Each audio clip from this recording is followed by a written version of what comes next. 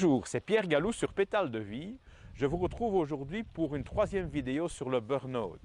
Je tiens à remercier tous ceux qui ont déjà liké nos vidéos et surtout qui les partagent.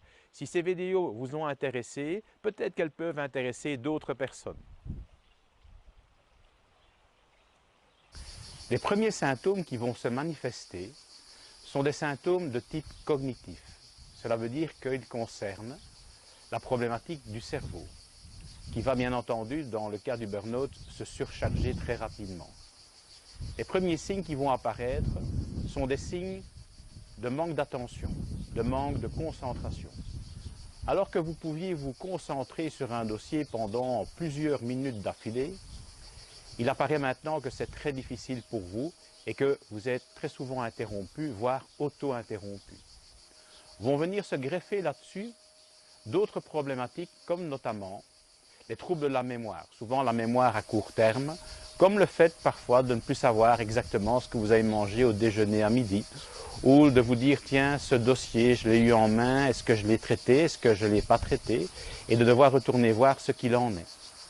Viennent se greffer là-dessus aussi des lapsus qui peuvent apparaître, et parfois aussi d'autres aspects qui concernent le manque de mots. Alors ça arrive bien entendu à tout le monde de ne pas savoir un mot qui vous revient, mais quand ça commence à se reproduire à plusieurs reprises sur la journée, eh bien c'est une preuve de la surcharge de vos processus internes au niveau du cerveau. Une deuxième chose qui va s'installer, c'est un présentéisme, voire une auto-accélération.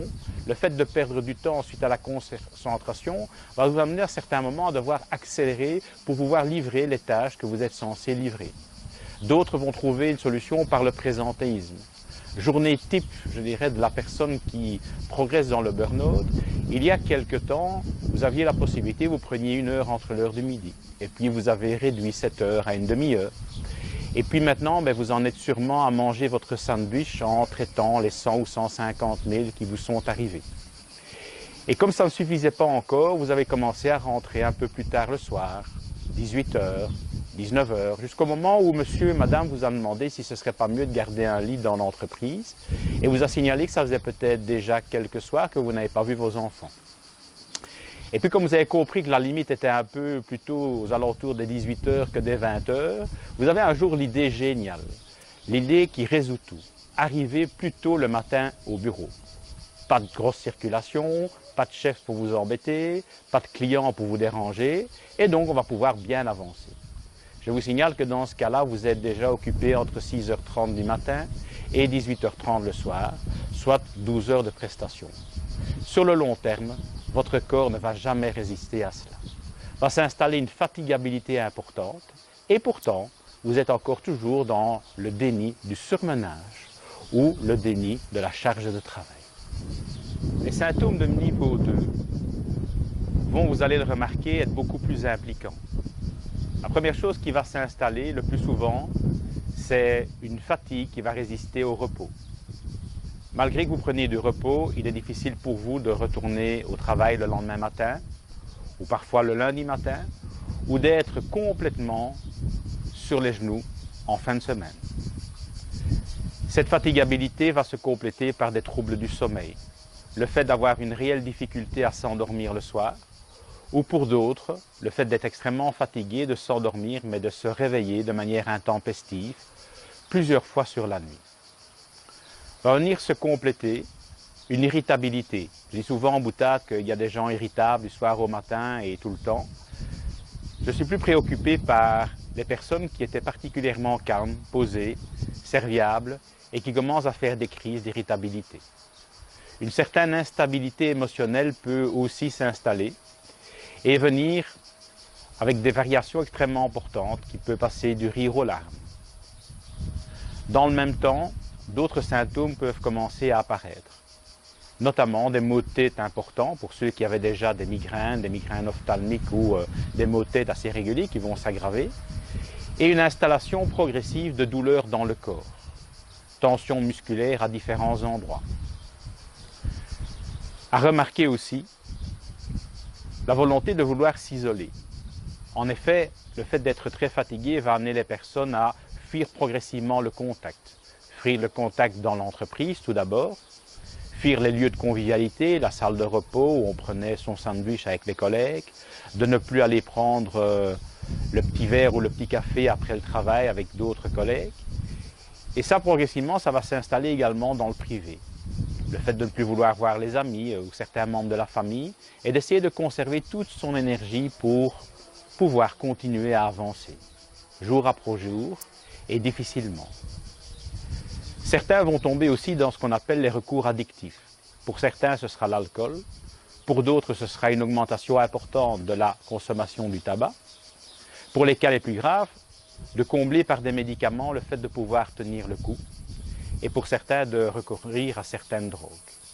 Vous voyez que le panel de ces symptômes de niveau 2 n'est pas très amusant. Il ne faut pas que les symptômes de niveau 1 soient totalement installés pour que les symptômes de niveau 2 commencent, eux, à apparaître. Je vous parle dans un instant des symptômes de niveau 3. Les symptômes de niveau 3 sont particulièrement accablants pour la personne. Outre cette fatigabilité qui s'est installée et qui continue, le vécu d'échec, d'impuissance à relever la tête et la difficulté de trouver des solutions va encore aggraver la situation. Passer du milieu professionnel, on va progressivement avoir un impact important aussi sur l'environnement privé. La difficulté aussi de trouver dans le travail une motivation, de constater bien souvent qu'on refait les mêmes choses et que ça nous laisse impuissants face à une organisation qui parfois ne règle pas tellement les problèmes.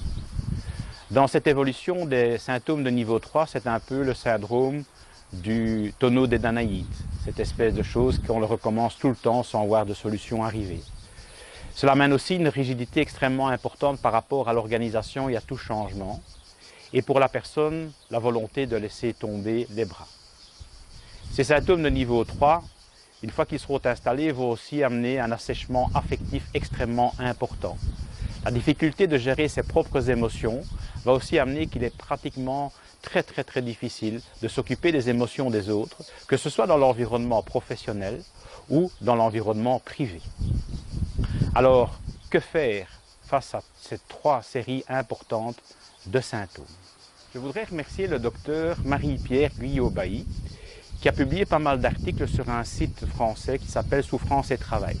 C'est une référence importante dans le domaine du burn-out, dans notamment tout ce qui est l'approche des symptômes, l'approche, je dirais, des différents traitements.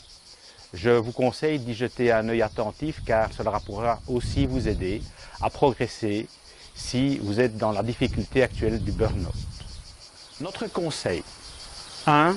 Suivez en permanence l'évolution des symptômes de niveau 1. Ils sont les précurseurs. 2. Agissez immédiatement. 3. Parlez-en autour de vous. Nous reviendrons prochainement sur les bons interlocuteurs qui peuvent vous aider. 4.